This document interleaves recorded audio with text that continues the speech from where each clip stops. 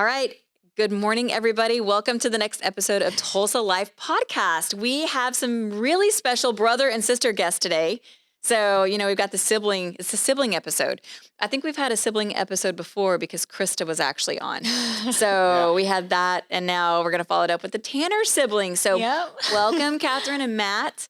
And you guys, I'm going to let you introduce yourself. You can kind of give just a really brief, who you are and how you're connected to the company. Yeah, I'll go first. You can go first, Kat. So I'm Catherine. So I am the daughter of Margie, who is on the team. Yes. And she's great. And I've gotten to know You all have to of say that. You have to say that she's great, right? She's actually behind the camera right now. She's sitting here going, if you don't say this, no. Yeah, but I've gotten to know everyone with the team, and Matt's on the team now. And so, yeah. I know. It's like a family affair. I know. And, okay, so tell us what you do for a living. Yeah, so I'm currently a graduate student at OSU. I'm getting my master's. Whoop, whoop. Woo, love it. I'm back. Love it. And I'm getting my master's in counseling psychology. And so I'm currently doing that, going through school, and doing my internship. So, yeah. I love it. And you're going to be so great at it. So we're really excited for you and your future and where you're going. So that's awesome. And that you're going to OSU. That's amazing too. Yeah. Oh, love it. Gotta love that. Okay, so Matt, you're up. Yeah. All right. So I'm Matt. I'm actually on the team here, and Yes, I'm you also are. Margie's son, and I'll double down and say she's awesome. Go Margie. She is. Go Margie. We love her. Yeah. Margie is one of our leadership team members, and she's been on the team now how many years? Four? Close to four, five? Four, Five, 4 or I 5 think. years. Yeah. So she is a really big part of our team, and you guys, because of Margie, are now a big part of our team. Which Matt, you truly are. Yes, so, I am. and you've been on the team for years now. Yes, couple years at this Yeah. point. I think I'm right behind her because we got our license That's at the right. same time. Yeah, so. that's right. It seems like a lifetime ago, but that's incredible. So, Yeah. all right. So today we are not just talking about Margie. We're actually going to talk about some really other exciting things. And what you guys have coming up is super special. And I don't know anybody here locally who's ran in the New York City Marathon, but you guys are training for the marathon coming up in November. So today we wanted to kind of highlight a little bit about your charities, why you're running, what this has kind of meant to the two of you, and doing it as a family. Because I think what's really special too is we've seen you guys. I mean, and let's start with when you decided. When did you decide to do this, and why did you decide? Kat, we'll start with you, and you can kind of tell us how did you even come up with this idea? I'm going to run in the New York City Marathon. Yeah. Well, so it began not necessarily I'm going to do the New York City Marathon. I think for me, it kind of started out with just getting into running because I am, working in the mental health field. I really care about my own mental health as well as Yes. other people's. And so I kind of got into running from Margie, back to Marge. Yep. And I just got into it this past year and started setting goals of running longer and doing smaller races. And then around, I think February or March, I just had the best opportunity to run for a charity. And so it means even more knowing Heather and Chris that Yes. are also on the team care so much about this charity. And I wouldn't have known about it. So tell us a had they little bit not. about the charity that you are running for. Yeah, so it's TSC Alliance, or Tuberous Sclerosis Complex, which Which is a mouthful. a mouthful. Yes. It is. You didn't pick an easy one to say. So No. TSC is much easier. Yes. And I love it that you have your shirt on today. Yes. Thank you. Yes. But yeah, it's a genetic condition, and I think a lot of people in the office have gotten really passionate about it because Heather and Chris's daughter, Maddie, has been diagnosed with it. And I didn't really know much about it, and then seeing Heather and Chris and the way they advocate and the way they do all kinds of different Tulsa-oriented charity funding Yes. events, I just started looking into it and then reached out to Heather. Actually, Heather reached out to me, and she said they have a really great availability of charity running if you were wanting to get into that. So she's like, Kat, you're running. Yeah. And we kind of need a runner. So we could have somebody represent TSC at the marathon. So you've been, and the cool thing is that I really love the awareness that it's creating because TSC is not it is not a well-known like syndrome or disease. And I mean, Maddie, when we found out she was 6 months old, she's 11 now, and almost 11. And, even just hearing about it, you're like, I don't even know what this is. And it is a disease that attacks like major organisms, eyes, heart, kidneys, brain. Maddie had her first, brain surgery. She had 2 brain surgeries before she was even like 4 years old. Well, And so, it's something that our team, you're right, has seen closely. And because Chris and Heather are such a big part of our team, we've lived that out a little bit. So the fact that you're running, for TSC is really close to home for us. And I'm so proud that you are there representing and able to do that. So and I'm thank so you. grateful. I'm so grateful that the TSC community is very tight. Yes, they And are. so the fact that they're allowing me to do this and just welcome me in with open arms is Yep. amazing. That is I'm very amazing. grateful to do it. Now, Matt, we're going to go to you next. Yes. And I think it is actually really appropriate what your charity is because of what your sister does. And I'm like, it's almost like this flip flop that it's Yeah, really funny. So tell we us what almost your switched it up tell a us what little your bit. charity is. Yeah, so my charity is NAMI, NYC, and NAMI is the National Alliance of Mental Illness. And so they focus on individuals and families that might be affected with certain mental illnesses. And they do different helplines and groups and different ways to give therapy to people that might not always Be able to be afford it. available. Yeah, Mhm. not Is it not available to affordability or is it availability? Or is it both? Okay. both. Yeah. Because and the mental health just awareness I think has gotten so much stronger in the last decade, I would say. But it is so important to know what the resources are and, where to go and what you can even do. So I think that's incredible. Yes, a lot of people don't know that stuff like this is out there, and so they just kind of deal with it until it becomes too much, and they're trying to get their name out there And and be when you're like, we can struggling, help. when you're Yes. struggling with mental health, you're already in a position that's tough. Mm-hmm. And so then Absolutely. to be having to like add on like I don't even know where to go or who to go to, Yeah. that just creates more stress. So I think that's Absolutely. incredible. Okay, so next question I have is I guess like what does this look like? I mean, you're training, it's expensive, it's expense, it's hard. It is. It's not just hard mentally and physically the running, but you're also you're paying to be in the marathon. Mhm. See, I am not a runner. Shocking when you look at me and you go, oh, you're not a runner. No, I'm not a runner. But I didn't even know like how marathons work. So Mhm. the New York City Marathon, obviously, you either tell us how you even get into the marathon because it's not an easy marathon. You can't just like sign up and be like, hey, I think I'll run, 26 miles today, and I'll go run the New York City Marathon. So what does that look like to get into it? You want to take that, Kat? Okay. Yeah, there's a lot to it, even more than I even understood. Like, there's so much to it. So in order to get into the New York City Marathon, there's a few ways of doing it. The first is qualifying. So being able to run really, really fast. So it is like based on how like your ability to run and finish. Yes, Okay. yeah. So you will run a qualifying time, which is similar to other. So of how the do they major know? marathons I mean, like when I say Boston. they, how does the New York City Marathon know that you qualify? There are certain marathon races that you can enter that will allow those times can count Okay. toward qualifying for. So the you New York. run other races and then you basically Yes. report those numbers to them. Exactly. Okay, got So it. there's like qualifying times based on your age, your gender, different things. And so Okay. there's And you guys are different both young, so it's probably qualifying harder. races. It's very tough. We're Yeah. not exactly running 7-minute miles. Nope, we are not. But you're Uh, training, so We are training. And so because we're not doing the qualifying route, you can do a charity time or you can do the lottery. And the lottery is very tough to get in as well. I tried it, didn't get in. Okay. But a lot of people try and they don't. And some people wait a long time. And So I don't know. You guys may not know the answer to this question, but is the New York City Marathon the largest marathon in the U.S.? I know Boston's really big. it's one of the five or the 6 major marathons, Okay.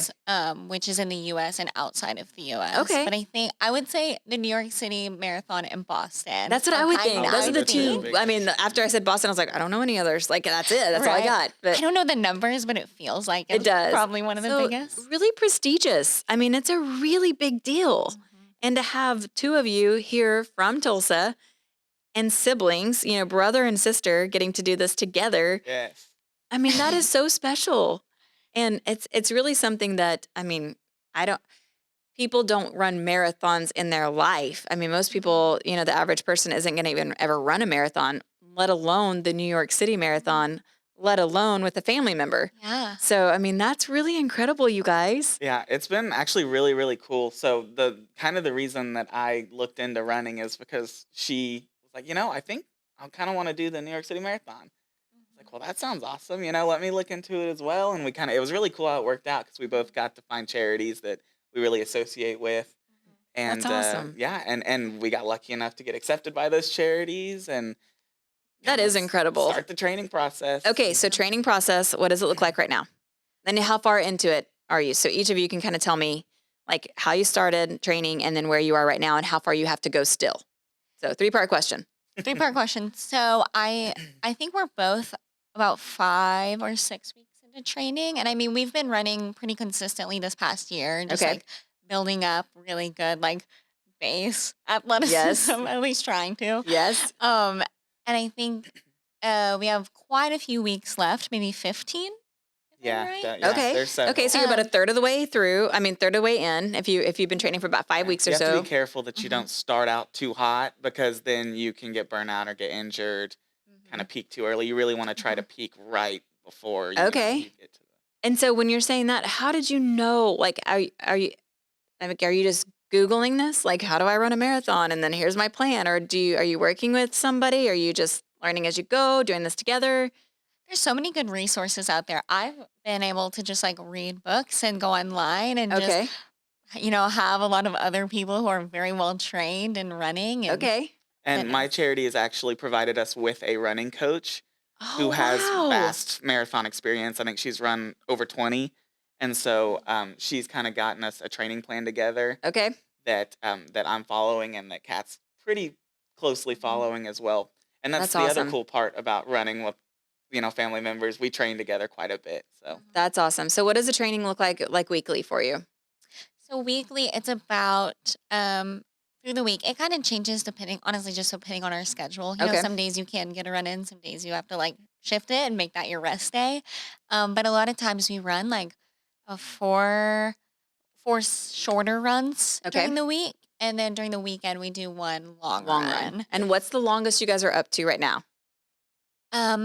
He just ran 8 this past weekend. Nice. I saw it. You shared it with me. Yeah, I So did. I get to cheer you along too. So we're around 7, 8, 9-ish right Okay. now. And it's kind of built to where like each week you go up a mile Okay. or go up 2 miles. And then the highest long run, at least for my plan, is about 20 Okay. miles. So you'll go, isn't a marathon 26? Yes, 26.2. 26.2. Okay. Yes. So your longest run before you run the marathon will be only about 20, Mhm. but then you're going to go out and run 26? Yes. Okay. Yeah.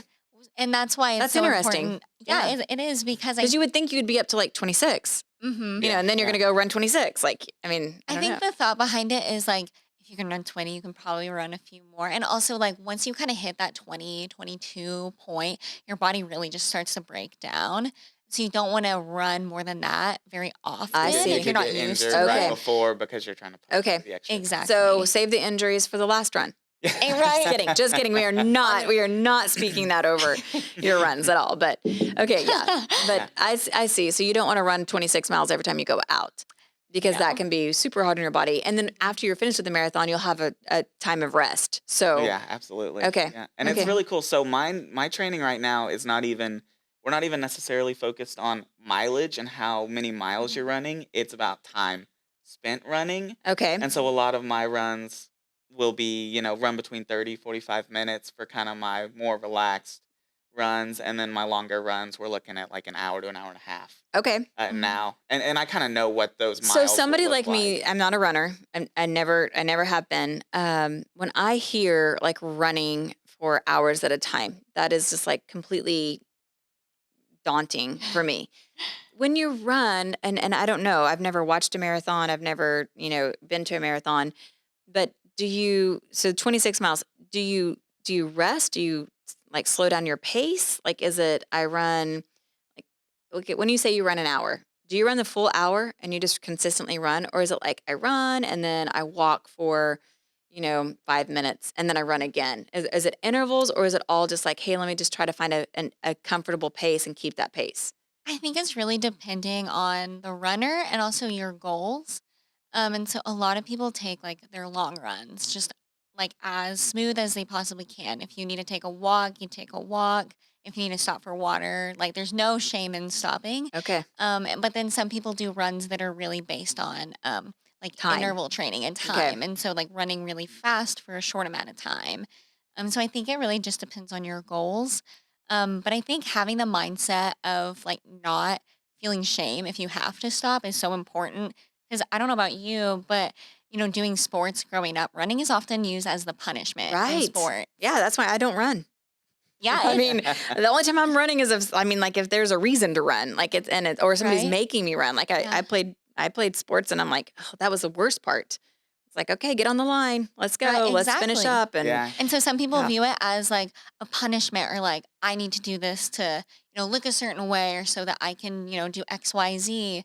And so being able to look at running as like, I'm just gonna do the best I can. yeah. And if today doesn't have that in store, then that's And okay. you mentioned this in the very beginning. It's a stress reliever. So Absolutely. if you're doing it in the mindset of this is going to go out and release some stress, and I can, loosen up and decompress, then that's a totally different mentality of this is punishment. This is like I'm doing this because I have to, or not because I want to, and it's my desire to be better.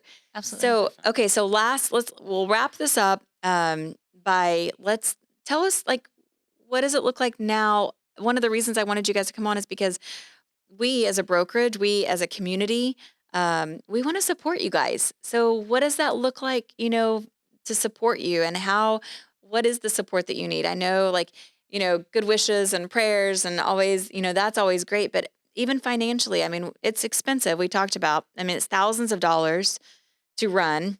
If you can get into the race, then, you're spending thousands of dollars. Uh, are you hitting your goals? Do you have a goal? How are you raising money, and how can we help support you? Mhm. So it's July right now, and so we have until November, early November, late August to hit our financial goals for our charity. And so I think a big part of supporting is, not only just like supporting us, like us as beings and Individuals, yes. people, but Uh-huh. also being able to support our charities and the events that we're going to be able to do and advocate for. And you Definitely. guys have already been doing that. I love it. How many races have you ran? I mean, recently even that you're Yeah, our last Yeah, a one few. we ran one on the 4th of July. yeah. And that's Yeah. so cool. I And love that. it's really nice because every single time we run, we remember these charities that we're running for. That's a huge inspiration. Hmm.